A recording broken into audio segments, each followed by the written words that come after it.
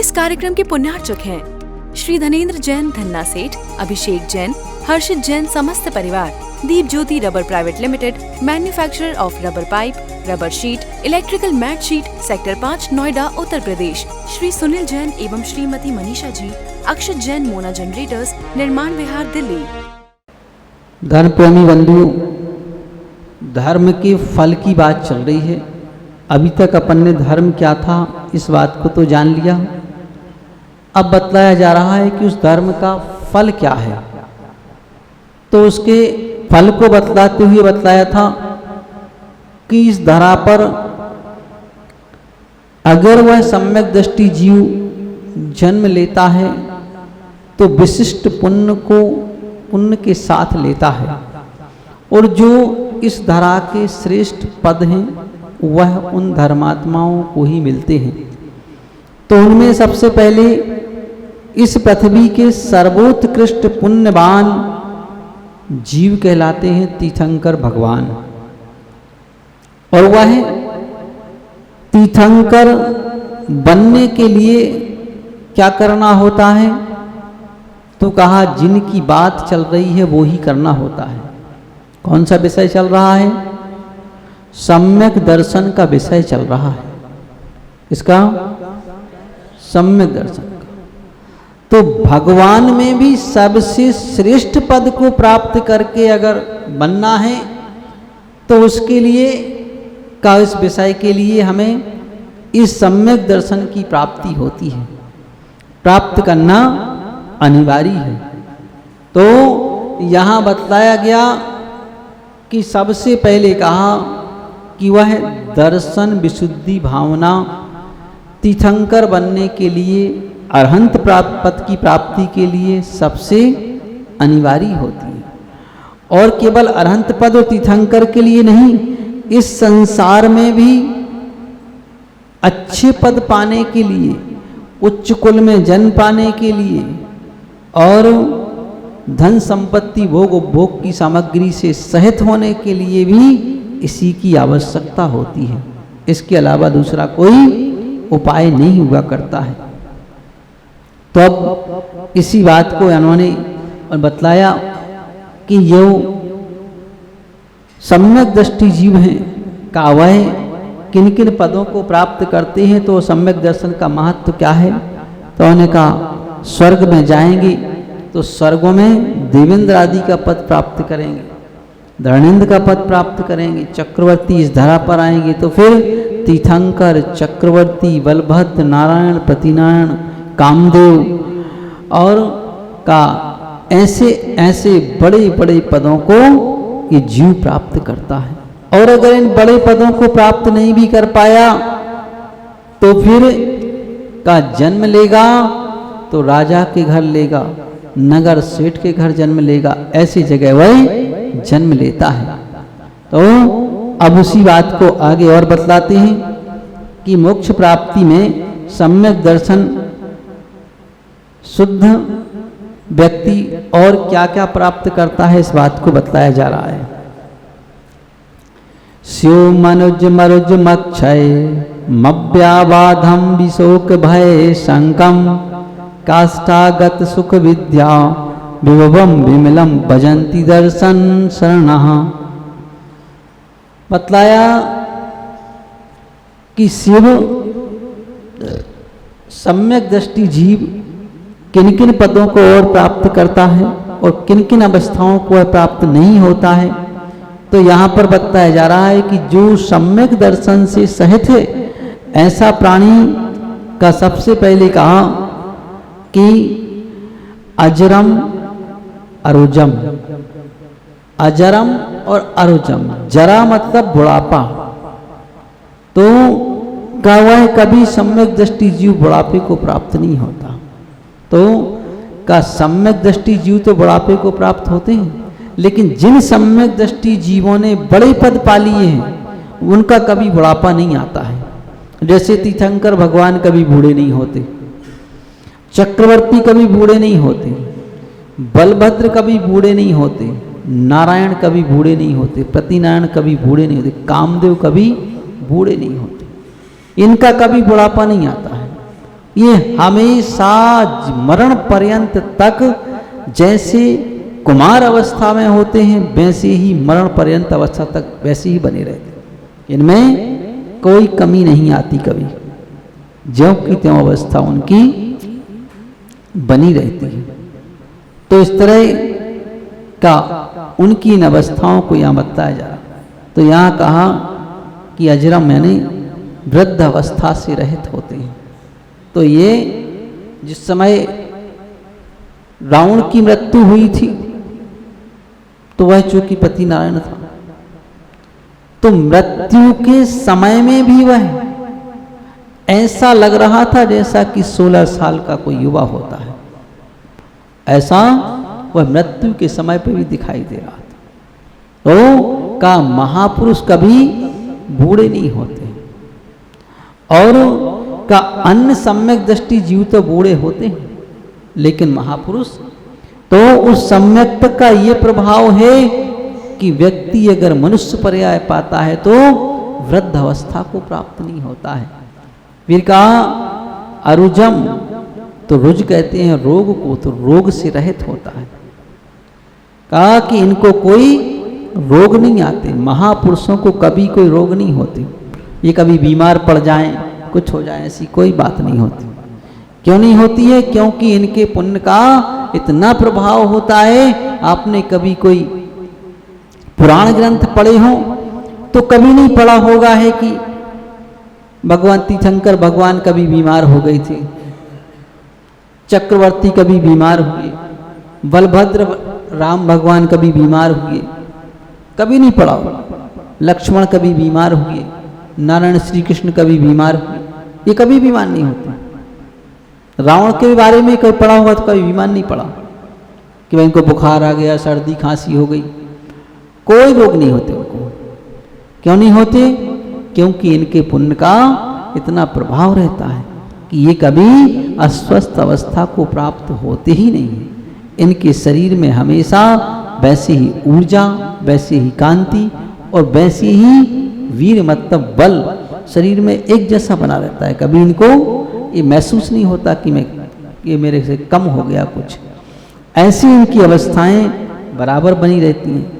तो इन्होंने बतलाया युजरम और का अक्षयम, क्षय मतलब होता है नष्ट होना, तो कहा ये क्षय से रहित हैं, कोई प्रकार का इनके उसमें क्षय नहीं हुआ करता है। और क्या होता है? क्या अव्याबाधम, और का किसी प्रकार की ये बाधाओं से विशिष्ट है ना, बाधाओं से रहित होते। और का धर्मात्मा पुरुष क्या होता है? विशोक भय संगम, का कभी शोक नहीं करते, भय को प्राप्त नहीं होते, कभी शंका नहीं करते। तो कहा कि क्या इनके परिजन आदि कभी शांत हो जाएं तो ये शोक नहीं करते होंगे? का नहीं, परिजनों के शांत होने पर भी ये विशिष्ट शोक नहीं करते। शोक तो होता है लेकिन विशेष नहीं होता है। ऐसा जैसे आज भी शोक होता है लोगों को, वैसे आज तो लोग और विरक्त हैं, आज तो शोक का जमाना ही खत्म है ना। आज तो कहते हैं कोई मर भी जाए तो कहते भाई हमें तो आने का टाइम नहीं, तुम ही कर दो जो कुछ करना है ना। कुछ पैसे की आवश्यकता हो तो भेज देता हूँ, बाकी काम सब क्रियाक्रम तुम ही कर दो, है ना। विदेश में हो तो आने का काम ही नहीं है, देश में भी हो तो भी ज़्यादा महत्व नहीं आजकल तो आने का, है ना। पहले तो थोड़ा बहुत इतना महत्व रहता ही था। तो शोक तो उनको होता है, शोक से रहित है ऐसा नहीं है, लेकिन वह शोक रहित इसलिए कहा जा रहा है कि जो समय सीमा है, मर्यादा है, उसके अंतर्गत समाप्त हो जाता है। जैसे अवृत्ति सम्यक दृष्टि जीव है तो वह अधिकतम किसी चीज का शोक करेगा तो अधिकतम वह करेगा तो 6 महीने के अंदर करेगा, बाहर नहीं जाएगा। कितना? 6 महीने के अंदर अंदर उसका शोक अपने आप विलीन हो जाएगा, समाप्त हो जाएगा। और अगर देशव्रती है तो वह 15 दिन से ज़्यादा नहीं करेगा, उसके अंदर समाप्त हो जाएगा। इसलिए अपने यहाँ किसी का मरण हो जाने के बाद 13वें दिन उसका समापन कर दिया जाता है, शोक का समापन। और 13 दिन का सूतक मानते हैं, 12 दिन का। 13वें दिन भगवान के मंदिर में आओ, अभिषेक करो, विधान करो, पूजन करो, सब लोग मिल करके कराते हैं ताकि तुम्हारा वो शोक सब समाप्त हो जाए कि अब तुम आओ इधर, छोड़ो छाड़ो सबको, इधर लग जाओ।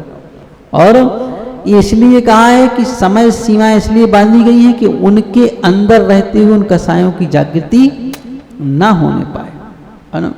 हालांकि आजकल तो बड़ा और लोग धर्म की दृष्टि में और आगे बढ़ गए हैं, है ना, इस मामले में कि आजकल तो 3 दिन में ही सब कुछ निपटा देते हैं, 2 दिन में, 2 दिन में अब और मतलब और आगे बढ़ गए।